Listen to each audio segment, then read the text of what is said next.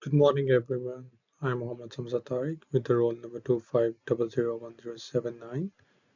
Today, I will talk about a very important topic in early childhood, that is staff retention in early childhood education. In Australia, early childhood education has a big problem. It is hard to keep good and motivated educators in profession. When a staff gets replaced or gets changed, the education for the kids get affected and even the pressure on the remaining educators gets increased. In this presentation, I will look closely at this problem that contributed to the retention of the educators. Moreover, we will also talk about the challenges and the risks that are linked to the early years learning framework, EYLF, and the national quantity standards, which is NQS frameworks, and the ways the leaders can help keep their staff in place. So, this reflection will talk about the workforce challenges in early childhood education in Australia. It will focus on four main areas, where the first one is examine retention, which is like look at the retention, and we will talk about the problems of keeping the staff in early childhood education in Australia. And then we have to identify and find the risks, and we will find important risks to education quality that are connected to the EYLF and NQS principles. And then we have to understand and explore the leadership. We will look at how leaders can help solve workforce problems. And at last, we have to improve the quality. At the end, we will share some strategies based on research to help with staff retention, well-being, and better education quality. Why staff retention matters? Staff retention is a very important factor that affects the quality of education and care. When there is a high turnover, it impacts the children's experiences and how services operate. This often happens because of the heavy workloads, long hours, and even lower pay compared to the level of responsibility they have. Even overtime can be stressful, leading to leave the profession. And when staff stays for longer, there are so many benefits, like it helps in building meaningful and trustworthy relationships with the children and families. The method of teaching always stays steady and consistent. And it also saves the time and money in recruiting new educators and training them. But when the turnover is high, it can ultimately disrupt the relationship. It lowers the staff morale and even lowers the value of the child care center, and it would become very difficult to maintain the national quality standards. The benefits of stability include building continuity of care and strong attachment for children, strengthening family relationships and community trust, keeping consistent teaching practices and curriculum delivery, reducing the cost and time needed for recruitment and training, supporting a stable environment for reflection and improvement. Ultimately, what would be the consequences of high turnover? There would be disrupted relationships with children and families, decreased morale and burnout among remaining staff, inconsistent teaching practices, and lower program quality. The Australian ECE workforce crisis. Australia's early childhood sector is facing a serious workforce crisis. This situation ultimately affects quality standards and children outcomes. There is a projected shortage of 39,000 qualified educators by 2024, according to a SESCA, and around 30% of educators leave the sector within 5 years. Contributing factors include low pay, limited professional recognition, high administrative workload, and even increased stress.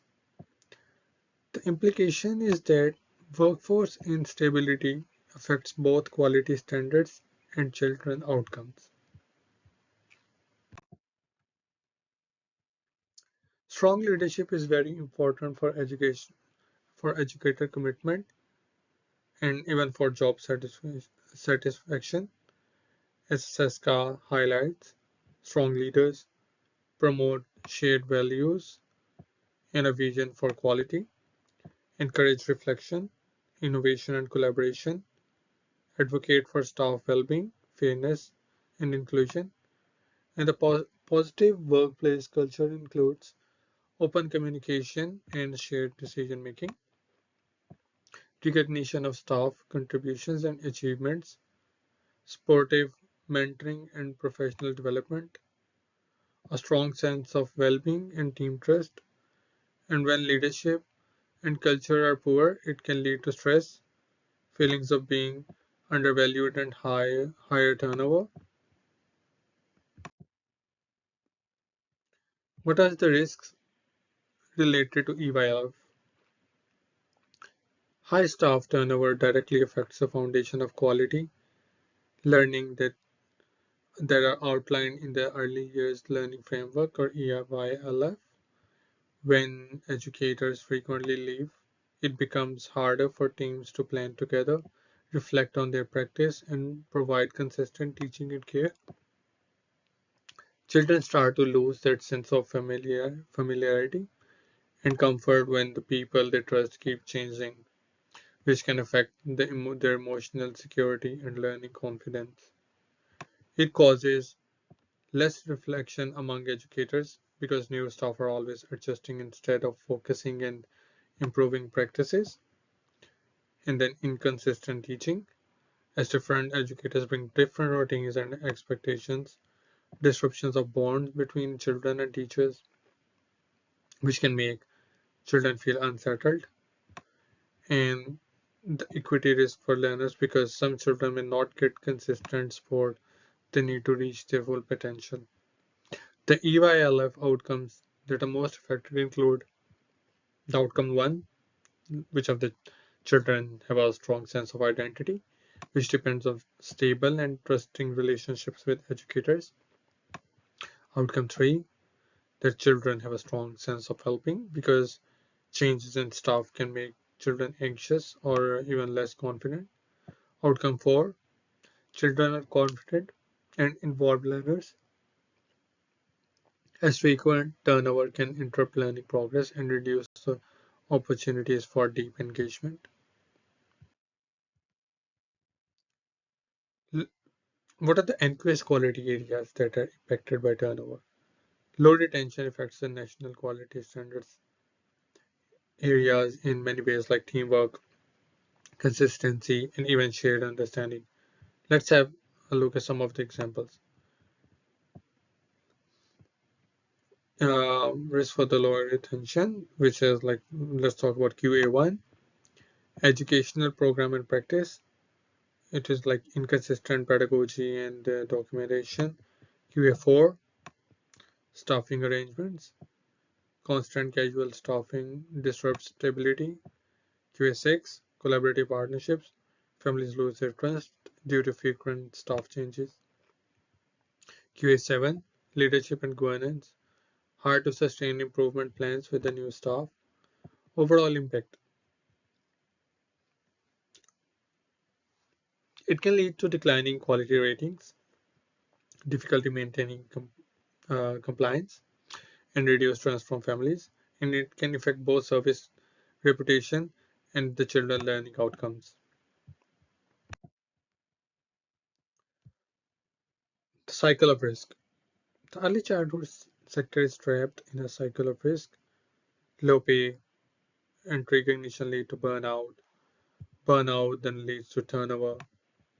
Turnover causes instability and it lowers the quality, which creates more stress. The cycle continues and becomes worse over time. To break this cycle, leadership must focus on support, recognition, and systematic change. You can see like the lower recognition goes to burnout, to decrease turnover, to increases the instability, and then decreases the quality, and then it goes to the like increasing the stress. Even in the diagram, you can see it. The first strategy to strengthen the professional identity. When the educators feel proud and committed to their role, they're more likely to stay. The leadership actions include publicly acknowledging educators and professionals and even the decision makers, and then facilitating professional learning communities, PLCs, for reflective discussions, encouraging collaborative curriculum planning and peer monitoring, including the educators in leadership decisions to increase ownership and trust. When educators feel valued and empowered, they engage more in continuous improvement and are less likely to leave. The second strategy focuses on improving work conditions and well-being. Educator well-being has a direct effect on quality and long-term retention. Leaders should advocate for fair pay and reasonable workloads that match professional expectations. Introduce well-being programs like mindfulness, recognition events, and flexible work hours, and then support emotional health by promoting sorry support emotional health by promoting work-life balance and fair scheduling. When well-being is prioritized, services have stronger teamwork, fewer absences, and higher engagement.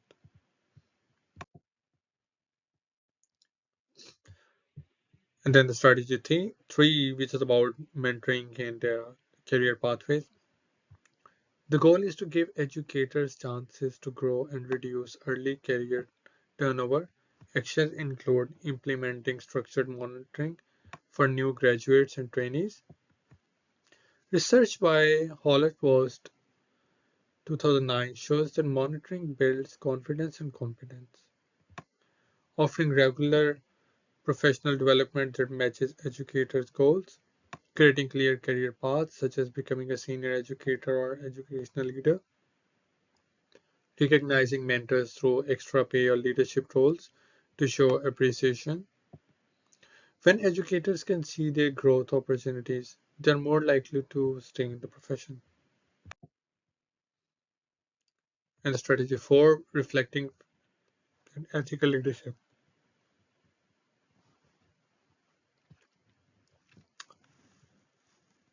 This type of leadership helps create a strong and fair workplace culture. Core principles include lead with transparency, be fair and empathetic in all actions, model reflection which encourages open discussion, and obviously learning from the experience, and then involve staff, which includes educators in decision making, uphold the quality, respect all people and their policies, advocate to reform sport funding and training improvements at a higher level.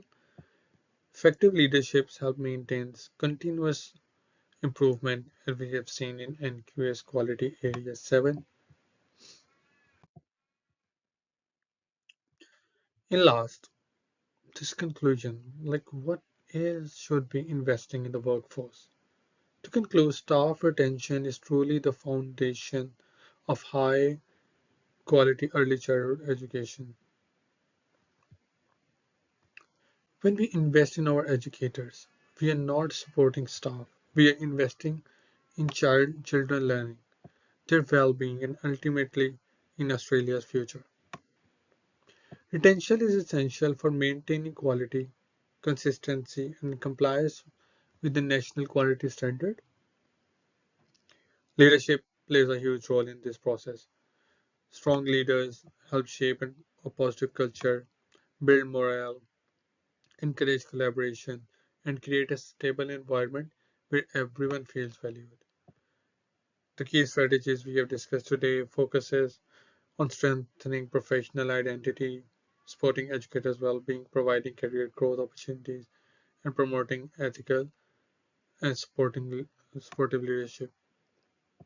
When educators feel respected, recognized, and supported, they are far more likely to grow and give their best to the children in their care. A stable and valued workforce is not just the base for high quality education, it's the heart of every successful learning community. These are all the references that are included in this presentation. Thank you so much. Have a nice day. Bye.